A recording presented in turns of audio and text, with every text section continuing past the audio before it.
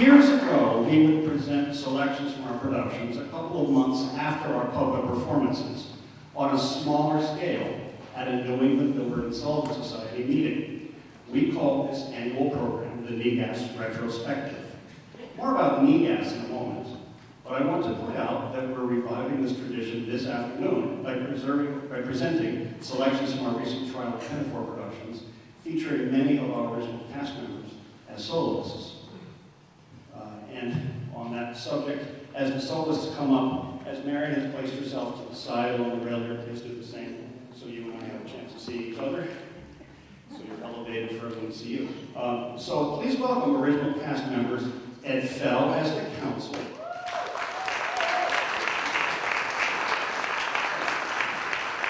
Cohen Parks, you got there someplace, as the foreman. And I'm coming out as the usher. And we have Lord's High substitutes, Brad Amadon as Edwin. And Ben Ward as Ben McGrath. And Sabrina once again, Mary Lee's Carol. And I think you want them up here? Yes. Well, in that case.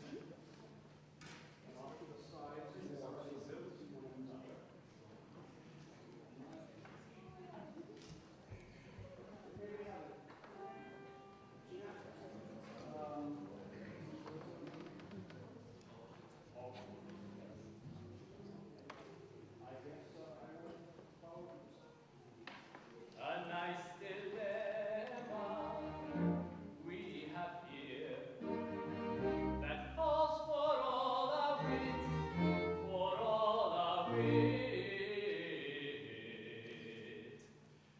And at this stage, it don't appear that we can settle it. If I do wed the girl I know, a breach will surely be. And if he goes and marries her, it counts as burglary. My life's still there. My life's still there. My life's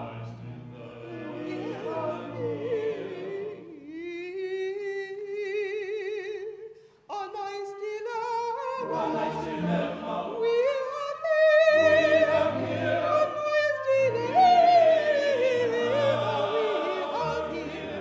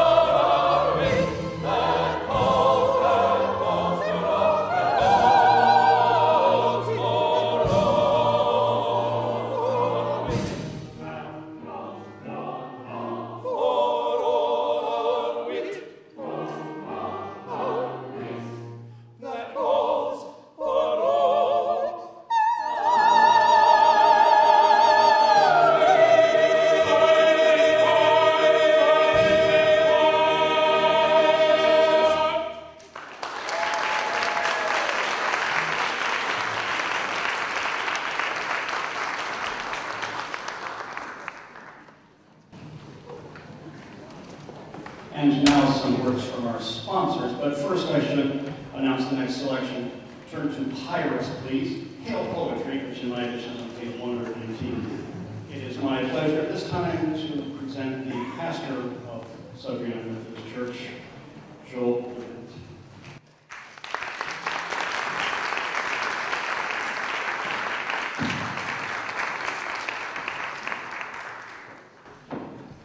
Well, I've seen lots of things happen in this room, but never a Gilbert and Sullivan sing-along. guess this is a first for you, too. You sound like Methodists when you sing. Some of us are. Some of us are.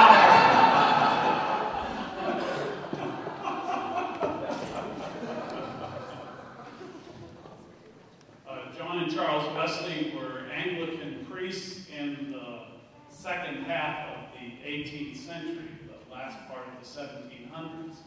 John was a preacher known in the British Isles very widely because he had made such a pain in the neck of himself that he was not allowed to preach in nearly any church building in the British Isles. So he said, I'll preach outdoors, and became sort of the Billy Graham of his time. Charles was the choir of the brothers and was a musician, and is credited with the composition of 7,000 hymns. About 100 of them are in the blue hardcover hymn book that you see there at your knees. So it is common for we United Methodist folk to say that our movement was born singing. We were born singing, and you have taken up that singing with aplomb. One of the things that I will carry with me when it is time for the bishop to take me to another posting is my great appreciation for all of you and what you have done as Savoyards, as an extension of this congregation's witness and ministry. I am so grateful for you, and not just for the dollars. You know, the dollars are important. And what you do to feed the hungry around the world has been amazing. And I am so very grateful, and always look forward to coming to your annual lasagna dinner. Primarily to say thanks to you on behalf of the United Methodist Committee on Relief. But one of the nice things that has happened for me across the years that I've been getting to know you and Gilbert and Sullivan is I get to write my little essay in your playbook, and that's an opportunity for me to do some research in an area of study that I don't know much about. And I've been learning a little bit about Gilbert and Sullivan. Gilbert and Sullivan, I assume, were baptized in the Church of England, and like many folks who are baptized and confirmed, this is not me doing this, is it?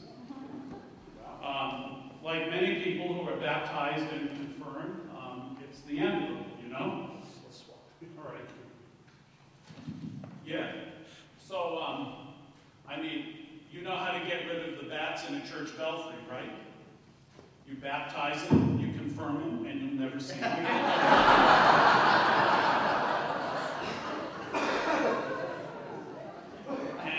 And that was true especially for Gilbert, and in some ways for Sullivan too by the end of his life.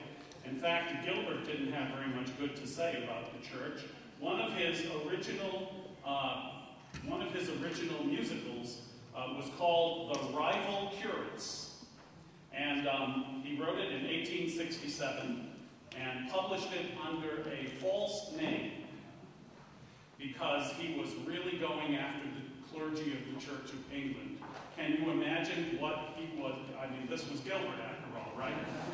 So, you know, he liked to put it to you, so to speak. What do you suppose he found obnoxious about the clergy of the Church of England? Yeah, pretty much. Arrogance, that's interesting. What else? Everything. Well, we've had it everything. Avarice. Avarice, interesting. Arrogance, avarice. You're not even close. Vanity, no, sorry. No, you know, his problem was they were insipid. Just boring. And trying, and the two curates was about these two, the rival curates was about these two priests who were trying to outdo each other being nice. And apparently it was such a a rough piece that he decided not to take it any farther because he was concerned that he would be charged with irreverence. Now, Sullivan, on the other hand, stuck with the church a little longer. Take that little hymn book in hand and turn to page 315, and look down at the lower left corner of page 315, and you will see that there Arthur Sullivan's name appears. He wrote a tune called St. Kevin to accompany an ancient poem from the 4th century. And then turn over to 575, and you'll see Sullivan's name again. This is a hymn we don't sing much anymore, but you know, it sort of fits in Gilbert and Sullivan's time, Onward Christian Soldiers. And now turn to page 690, because this is a new discovery. 690. The day thou gavest, Lord, has ended. Who is credited with the tune? Yeah, Schofield. And, or Schofield or something, right? Clement Schofield, turns out, never wrote another hymn tune in his life. And so people started to think, maybe there's something here. And some research was done by an Ian Bradley at St. Andrews University, who found out that from 1867 to 1862, Reverend Schofield and Arthur Sullivan were serving on the same church staff. Sullivan was the organist at St. Peter's Church in South Kensington, and Schofield was a brand new curate. And it appears as though Schofield stole the credit for music that doesn't belong to him. Wow. I was right about avarice. Yes. That's right. I won't steal any more of your time. It's been fun for me to get to know you and to get to know Gilbert and Sullivan and to have the opportunity to celebrate your 50th anniversary with you. Welcome to this place. It'll always be your home. And I hope that it won't take another 50 years for us to have another sing-along. Blessings on your day.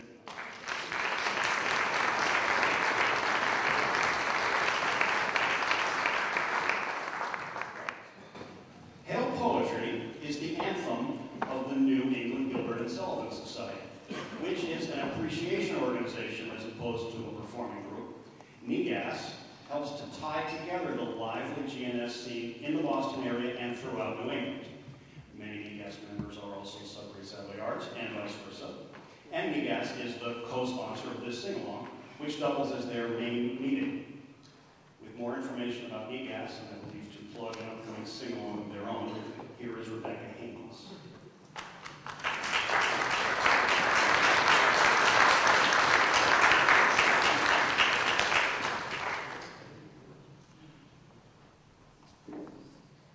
Hi, everybody. I'm Rebecca Haynes. I'm pleased to be here today as the president of the New England Gilbert and Sullivan Society. It's an appreciation organization, as David mentioned. We publish newsletters every other month, and we have meetings roughly every month or so. Often at those meetings, we'll sing along, we'll watch videos, and just enjoy one another's company and camaraderie of Gilbert and Sullivan. This is our 35th anniversary year. It's a big year for the New England Gilbert and Sullivan groups, Sudbury and NEGAS. And our major event in honor of that 35th anniversary will be a weekend-long sing-through of every Gilbert and Sullivan opera. So, if you don't have a feeling of satisfaction leaving here today, June 11th and 12th, please join us in Concord. If you visit our website, there are details on how to register and what the nature of the event is.